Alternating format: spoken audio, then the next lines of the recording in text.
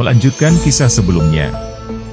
Di dalam hutan setelah kepergian Gajah Mada, para pasukan Bayangkara yang tersisa nampak menuju ke tempat di mana diketahui oleh mereka semua. Di tempat itu beberapa hari lagi akan menjadi tempat pertemuan dengan Gajah Mada dan Raja Jayanegara.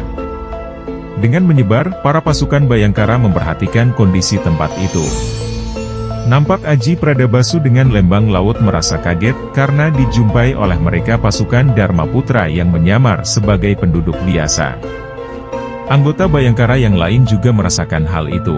Saat mereka berkumpul kembali di dalam hutan setelah melihat kondisi desa yang akan menjadi tempat pertemuan itu, Lembang Laut mulai mengutarakan isi kepalanya kepada Gagak Bongol dan anggota yang lain. Nampaknya di desa itu sudah disiapkan prajurit Dharma Putra dengan penyamaran sehingga tidak dapat diketahui dengan pasti jumlah mereka. Melanjutkan ucapan Lembang Laut, Aji Pradabasu berkata, apakah mungkin Panji Sabrang yang memberitahu kepada Rakuti? Sebelum akhirnya Gagak Bongol memerintahkan untuk pergi dari tempat itu. Dengan tatapan penuh tanya mata-mata Rakuti yang berada dalam pasukan Bayangkara itu, menaruh tanya, kemana Gagak Bongol pergi? Jika memang tempat pertemuan mereka adalah di Krian, mengapa mereka tidak tinggal di sana mempersiapkan rencana?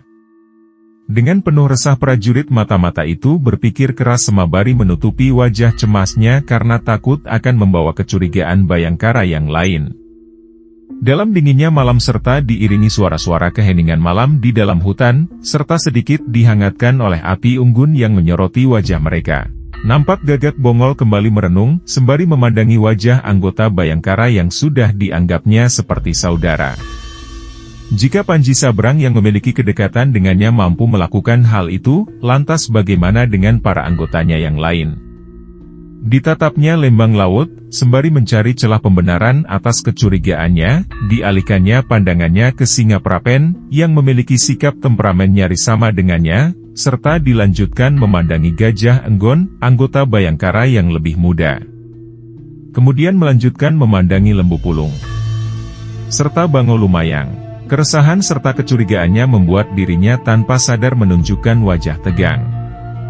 Lantas Aji Pradabasu berkata, ada apakah dengan Gagak Bongol sehingga tampak kekhawatiran di wajahnya? Jika ada hal yang mengganjal di hati Gagak Bongol, mungkin mereka bisa membantu jika diperkenankan untuk turut menanggung beban di dadanya.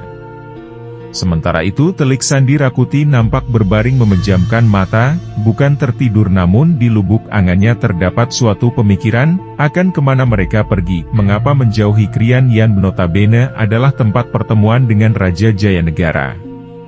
Sesaat dirinya tersadar bahwa Gajah Mada bukanlah orang sesederhana itu, bisa jadi saat ini Gagak Bongol sedang memainkan siasat Gajah Mada.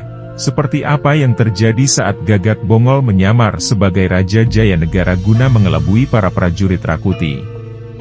Lantas jika bukan Krian, kemanakah dan di mana tempat pertemuan mereka?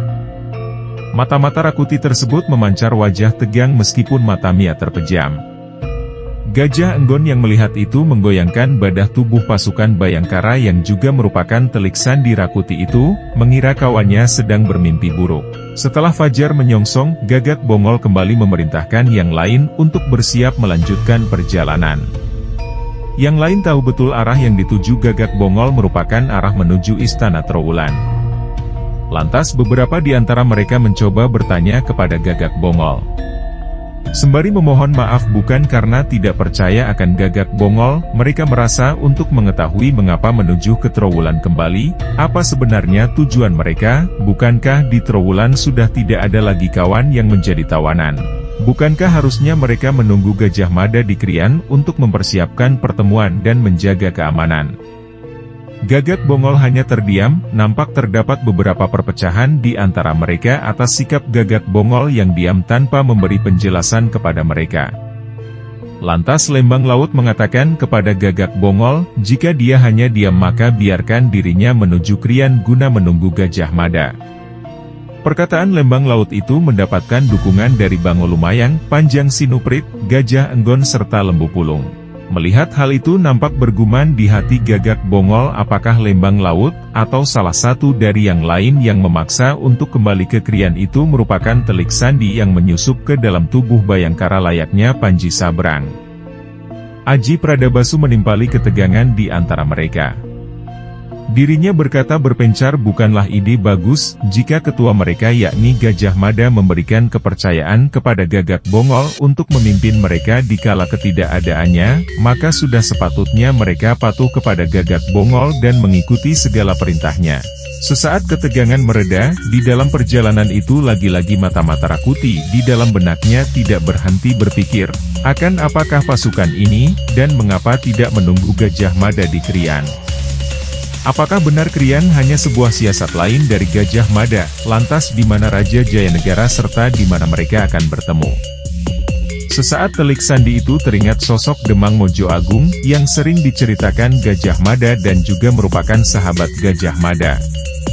Mojo Agung, apakah Raja berada di sana? Gajah Mada kurang ajar, percuma aku memberikan informasi kepada Rakuti akan Krian jika ternyata Mojo Agung adalah tempat pertemuan mereka. Mojo Agung berada di bagian barat sementara Krian di bagian timur Mojopahit. Dengan memikirkan cara untuk menyampaikan informasi yang diyakininya dari utak-atik perkiraan, guna menyampaikan kepada Rakuti. Di halaman istana seorang prajurit Rakuti dikagetkan kehadiran prajurit Bayangkara, sembari menodongkan tombak prajurit Rakuti itu coba menyerang anggota Bayangkara tersebut. Namun bukan melawan. Anggota Bayangkara tersebut hanya menghindari serangan lantas berkata untuk dipertemukan dengan Rakuti. Setelah di hadapan Rakuti memerintahkan prajuritnya yang lain untuk keluar, ternyata anggota Bayangkara itu merupakan prajurit susupannya di Bayangkara. Dengan didampingi Ratanca dan Rabanya.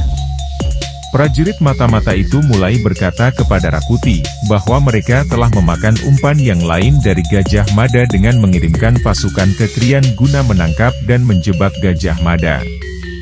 Prajurit itu melanjutkan bahwa sebenarnya Gajah Mada dan Raja Jayanegara berada di Mojo Agung. Mendengar hal itu Rakuti memerintahkan Rabanya mempersiapkan prajurit berkudanya, tanpa memberitahu kemana mereka akan pergi, karena Rakuti sendiri yang akan memimpin prajurit kuda itu menuju Mojo Agung. Sementara itu, di lain waktu di hutan di mana Gajah Mada sedang mengunjungi Arya Tadah. Sembari membahas rencana mereka. Tiba-tiba Gajah Mada mendengar desingan anak panah khusus yang dilepaskan dengan kuat menuju ke arahnya. Anak panah yang dimana biasa digunakan oleh pasukan telik sandi kerajaan mengarah kepada mereka berdua, namun bukan untuk membidik mereka melainkan anak panah itu menancap di dinding dekat dengan posisi mereka. Dalam sirip anak panah tersebut tertulis Bagaskara Manjer Kawurian, yang artinya matahari terang benderang. Serta terdapat secarik kertas yang digulingkan di anak panah itu. Secepatnya Arya Tadah membuka kertas tersebut. Dalam kertas itu tertulis, perompakan menuju Mojo Agung, bergeraklah atau dirimu kehilangan gembalaanmu. Bertanya pada Gajah Mada apakah benar bahwa Raja Jayanegara berada di Mojo Agung, sontak Gajah Mada terkaget karena dirinya belum sempat memberitahu Arya Tadah akan hal itu. Dan kalimat Bagaskara Manjer Kawurian adalah sandi antara Arya Tadah dan telik sandinya yang disusupkan di Kesatuan Rapanca.